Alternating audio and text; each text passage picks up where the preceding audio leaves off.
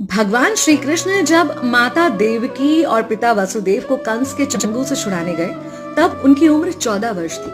उनकी माता ने उनसे पूछा कि बेटा तुम तो भगवान हो, तो तुम हमें पहले ही कंस के चंगुल से छुड़ा सकते थे, इतनी देर क्यों कर दी? तो कृष्ण जी ने कहा, माता क्या पिछले जन्म में आपने मुझे 14 वर्ष का वनवास नहीं दिया था? माता हैरान रह गई, बोली ये क्या कह रहे हैं आप? तब कृष्ण जी ने बताया कि पिछले जन्म में मैं राम था और आप थी माता कैकेयी, और आप ही ने मुझे 14 वर्ष का वनवास दिया था, और कर्म फल से कोई नहीं बच सकता माता, इसलिए आपको 14 साल का ये दुख सहना पड़ा। तब आश्चर्यचकित होते हुए माता ने पूछा, तो फिर यशोदा पिछले जन्म में कौन थी?